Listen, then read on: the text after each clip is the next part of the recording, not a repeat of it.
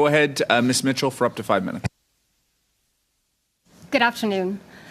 Thank you very much for the opportunity to appear before the committee today to speak to this incredibly important issue.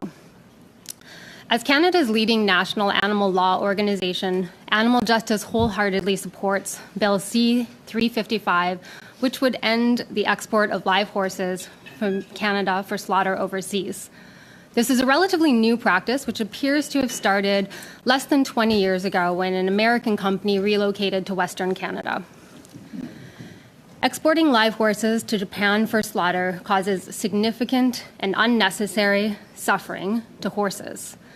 For this reason, the vast majority of Canadians from all provinces and of all political stripes support a ban on this practice.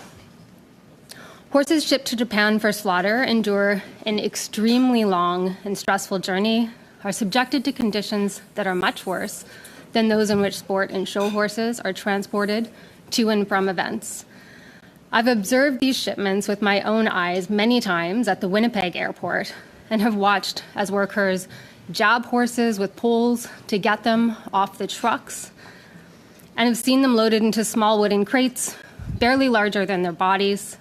Once they're in these open-sided crates, they wait on the noisy airport tarmac to be loaded onto their planes, even during frigid winter temperatures. In contrast, Air Canada's equine transport service ships a maximum of 18 horses per flight, ensuring spacious conditions and humane conditions for transport.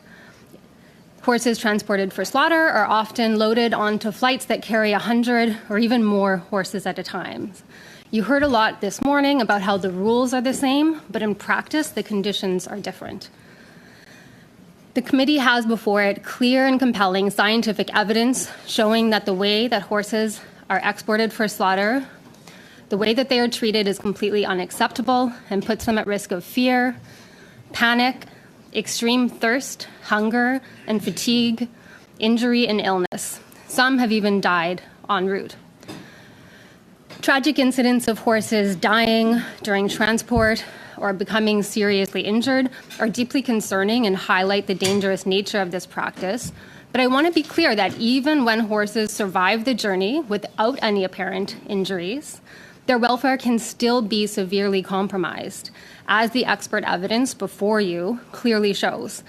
These are animals with a high center of gravity, highly sensitive hearing, strong flight instincts. Recent scientific research shows that even short road trips of 3 or more hours can affect horses' endocrine and immune function. So the time to end this practice is now. I've heard some committee members suggest that our existing laws are enough to protect horses exported for slaughter, but as an animal protection lawyer, I would like to be absolutely clear that that's not the case.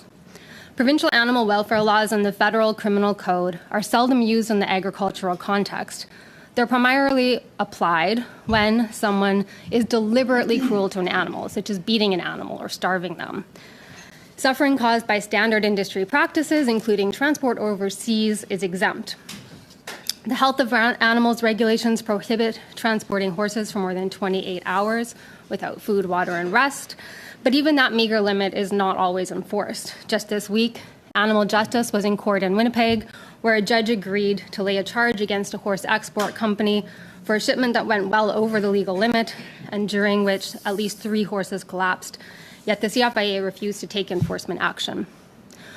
We calculate how long these short horses are denied food, water, and rest based on when the plane touches down in Japan, as if the second that they land, they're given food and water and they can immediately rest. But of course, we know that's not the case. The reality is the horse's journey is far from over at that point.